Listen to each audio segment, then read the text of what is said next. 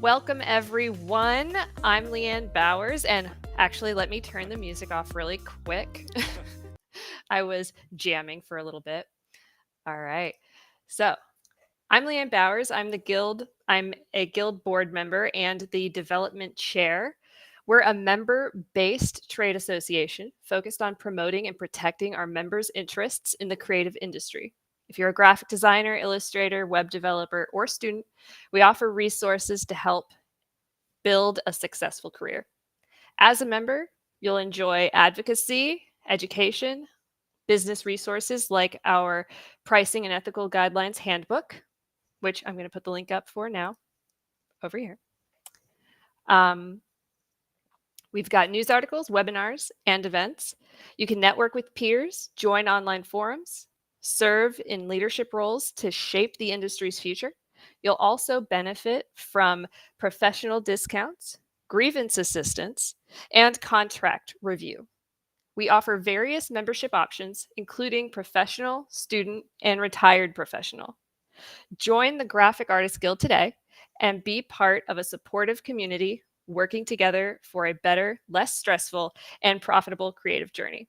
I'm going to put the Join the Guild up here.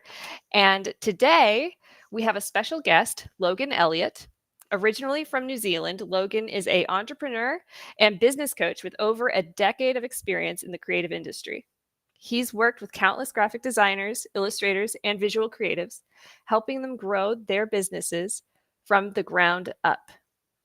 His expertise has transformed the lives of many, taking freelancers from 1,000 to 25,000 per month and beyond. Welcome, Logan Elliot. Amazing. Hey, everyone. So great to be here. Thank you, Leanne. Mm-hmm. All right. So to Amazing. start us off, I wanted to know, why did you join the Guild? I love it. We've actually joined. I've joined very recently. So just honestly, I've been hearing about the guild for years, and since we coach visual creatives, we it really means that I get to keep up to date with exactly what's happening in the industry by joining the guild, and that's definitely a big plus for us. Although I'm not an active designer, say myself, and we support and work with a lot of designers. So keeping up with what's happening in the industry, the latest trends, those things happening is a really, really important thing to us as well. And I mean, as you can imagine, we've got clients that are always raving about the guidelines book, the pricing ethical guidelines book as well. So we thought, well, actually, I think we should partner up more with the guild and get to know and join up as a member as well. So yeah, we've really recently just joined, but just starting to dig in, which is awesome. Yeah, that's great. Definitely a lot of folks have learned about us through the book. So that's great to hear. What inspired you to make the switch from being a creative to being a coach? Yeah, so to give some background is that I ran my own creative business for 11 years. I was in the live event space, so a bit different from the design space, but it very much was a space where it was highly creative. We had a lot of characters and performers, dancers, actors, and I think to an extent, I just kind of reached a point in that business where I'd done everything I'd wanted to do. It's a New Zealand business. We've really taken it New Zealand wide. And as you can imagine, running something for 11 years, I'm like, where did that time go? But it's really, I was really looking for, okay, well, what is something else that I can do? And I'd already been doing quite a bit of teaching on the side of running that business, as in since about 2012. I'd started sort of getting asked to speak, and then that turned into mentoring, and then that turned into some lecturing. So I was doing a lot of part-time contract work already, primarily with universities in New Zealand itself, as well as some public programs as well, quite a wide range of different things, summer student camps and through to actual, getting involved in lecturing itself during the year as well, and then some mentoring one-on-one. So, I'd really just found that it was a very natural flow environment for me. Like, I love building businesses. I love helping people build businesses. So, one of the things I get to do now is, rather than, well, I still get to build my own business, but also I get to help awesome creative people build their own businesses too. So, I think that's some of the drivers there. And, I also looked at it and went, where is the place that I can have impact? Like, where is the place that I can have the most impact? Is it building another creative business of some sort myself? building a team, yeah, sure, there'd be great impact in that.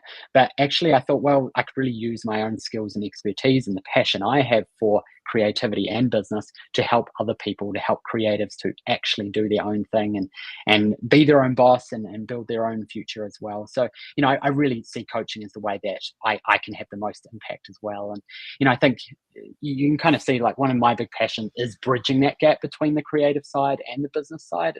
Something I'm very passionate about. And a lot of people struggle with that stuff. A lot of people don't really get it. So, and then I think the final thing for me in terms of, switching from creative to being a coach, hey, I get to hang out with awesome creative people all the time, which is awesome. So, we have so many amazing clients with what we do as well, primarily in the US. And most of our clients are US based, but we have a few dotted around elsewhere as well. So, yeah.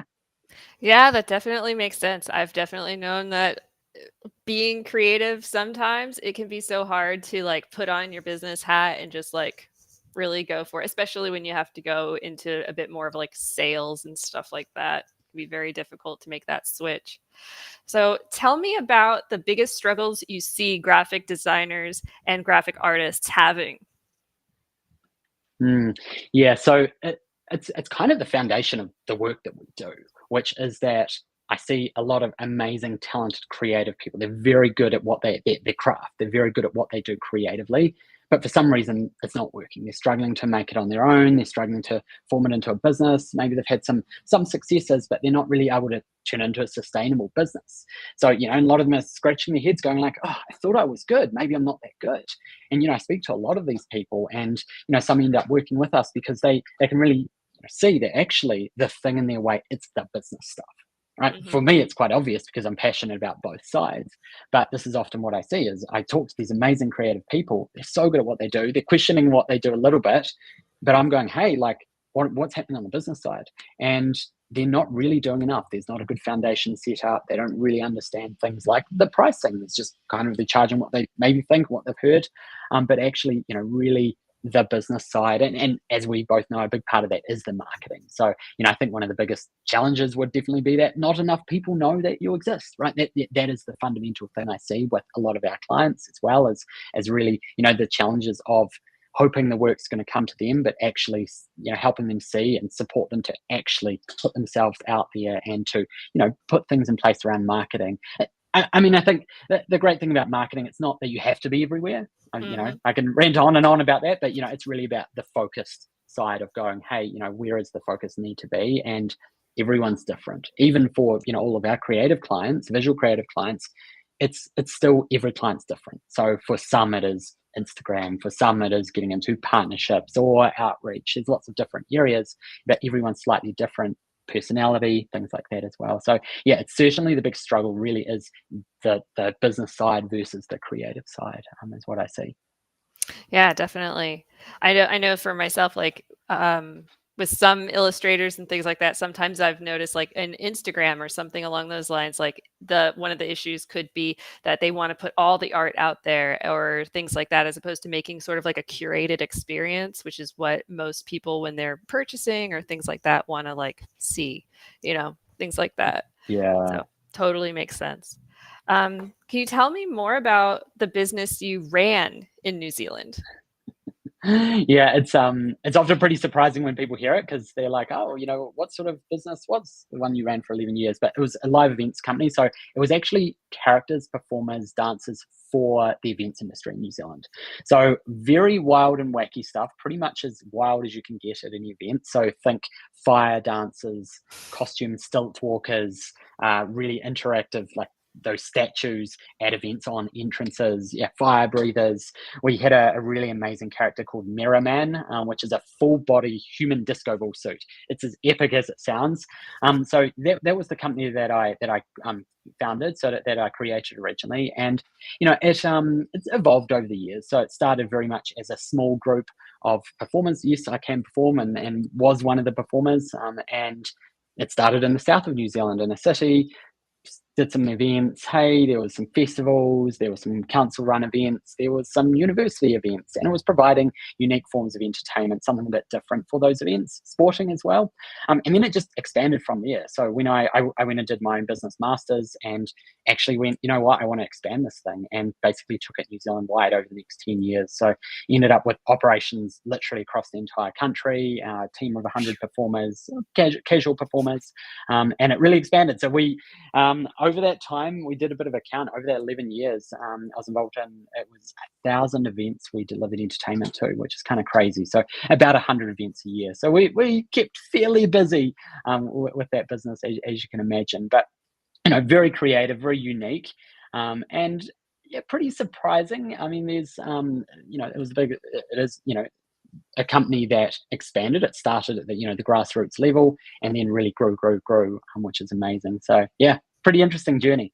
Yeah, that's really cool. Like, I know I've definitely seen performers like that, at least here, but I never really would have considered like that would be just maybe like a sub business for the events Mm. that I had been to or things like that. So very interesting. And then, do you personally have any other creative outlets?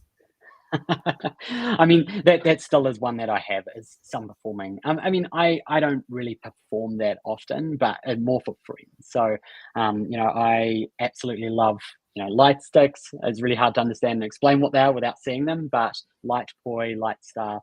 So they're really fun things that you can do visually. So I do them occasionally for friends. Also a full fire show. So literally spinning a stick and a fire, flaming sword and different Yeah. things like that. I did one for friends at New Year's, which was fun. So, although obviously I don't run the company anymore, it's still something that I have personally as a creative hobby. So it's fun because it's very movement based as well. So it's a great way to get some exercise.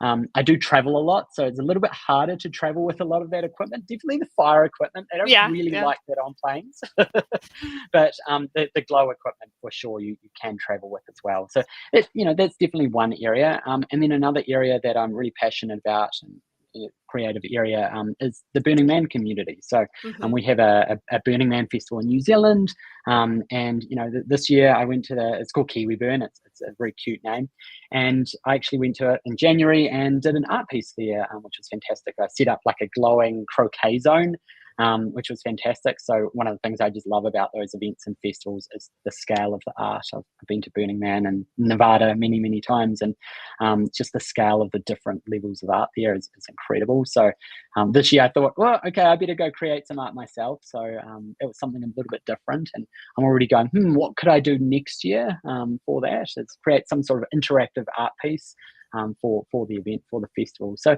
they're kind of a couple of my creative outlets as well, which is good. Very, very cool. Yeah, I think I've been to like one burn my entire life, and of course it was in DC, but it was in the middle of Oh yeah. February, so it was like 25 degrees. It was very, very cold.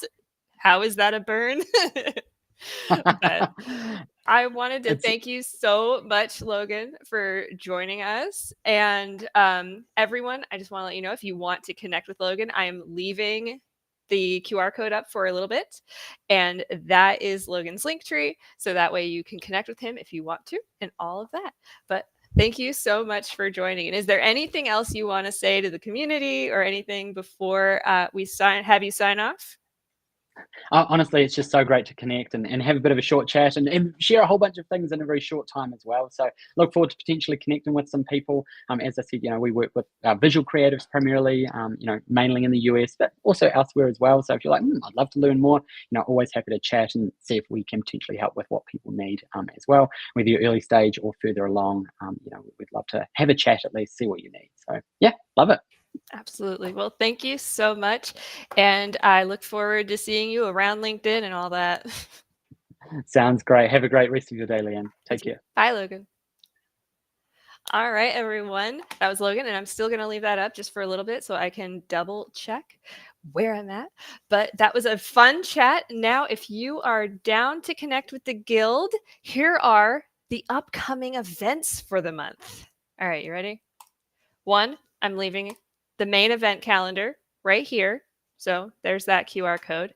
And then one of our first, wait, also noting that once I list off the events, if you are not able to capture the QR code and get your links that way for these events, I will be letting you know what words to chat to the guild so that way you can get those links and get that information sent to you directly through DMs.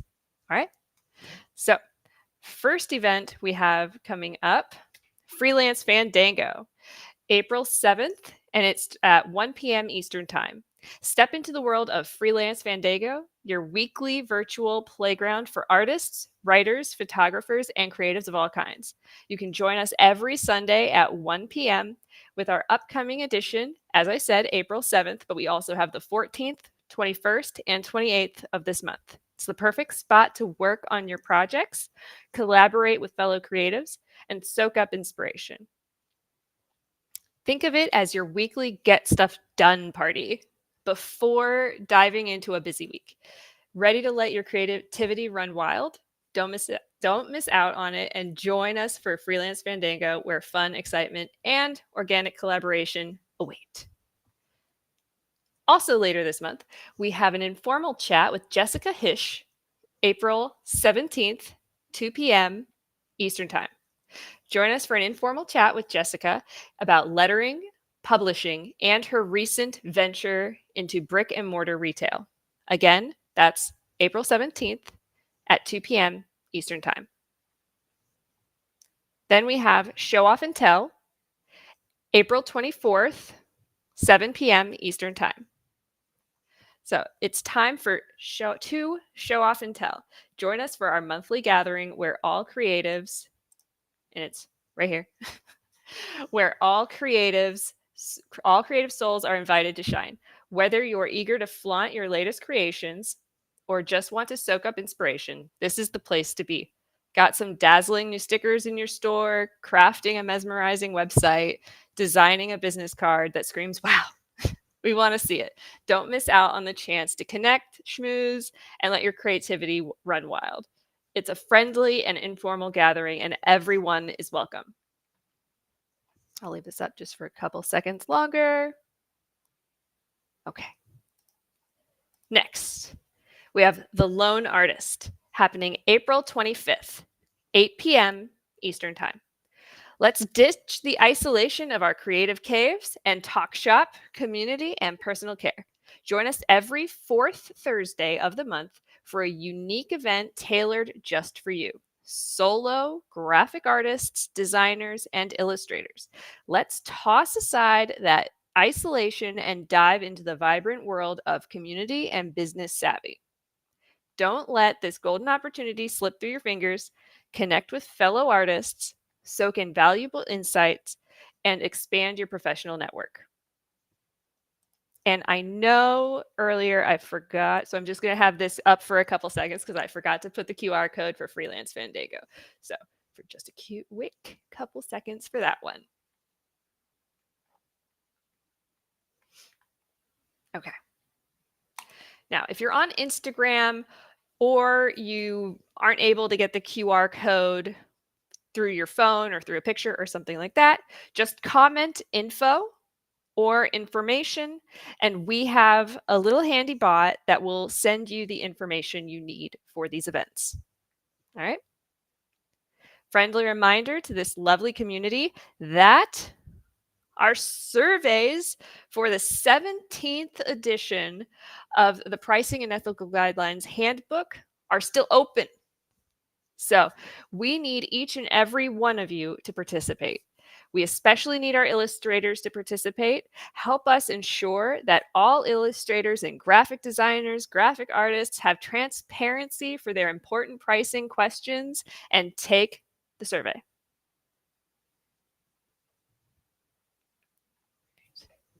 All right. Well, again, I don't know if maybe I went a little fast with this event, but all right. Again, I am Leanne Bowers, Guild Board Member and Development Chair.